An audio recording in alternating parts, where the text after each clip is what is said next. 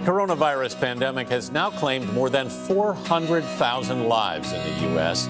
They include parents, friends, students, and essential workers. And the number of new cases is still surging. This morning, we continue to share the stories of the remarkable people we've lost. Here are just some of the many lives to remember. Max Osceola Jr. was a legendary leader for the Seminole tribe of Florida. He helped facilitate the Seminoles' landmark purchase of the Hard Rock International chain in 2006, ensuring prosperity for the once impoverished tribe. Our ancestors sold Manhattan for trinkets. Today, with the acquisition of the Hard Rock cafes, we're going to buy Manhattan back one hamburger at a time. Osceola was the second Seminole to graduate from college and one of the tribe's longest-serving politicians. He started a program to make sure every Seminole could go to college. He always sacrificed and gave to his community, said his son, Max Osceola III. He was an amazing leader. Osceola and his wife, Marge, were married for 43 years and raised 4 kids together. He was such a brilliant man, said Marge. He did what he was supposed to do in his lifetime. Max Osceola Jr. was 70.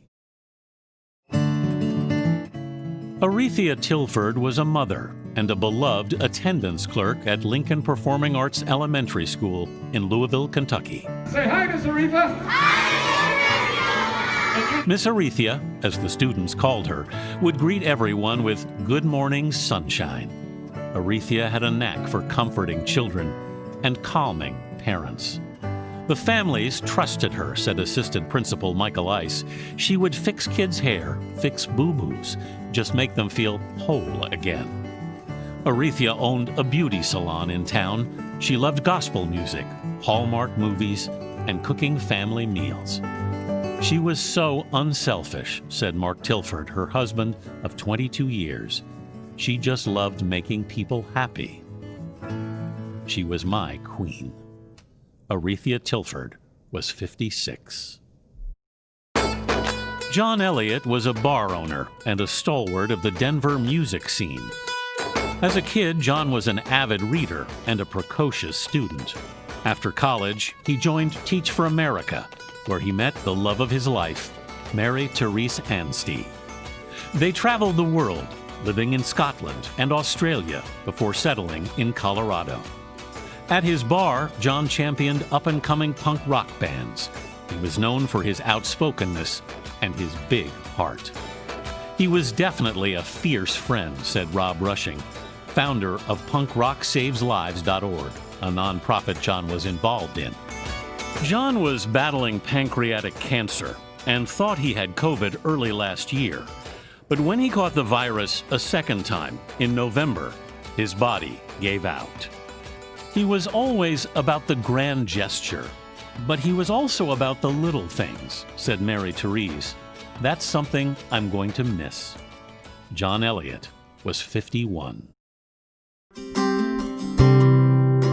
Brittany Palomo was an emergency room nurse in South Texas. She was a bookworm who could light up the whole room with her smile, said her stepfather, Robert Salinas. She was a fan of the Chicago Cubs and a good brisket. Brittany finished nursing school in December of 2019 and started her first job as an emergency room nurse this past spring. She loved it every day, Salinas said. She gave it everything she had. Brittany had just moved into her first apartment and bought a new car in the fall when she tested positive for the coronavirus. She died less than a week later, and her parents learned she was pregnant.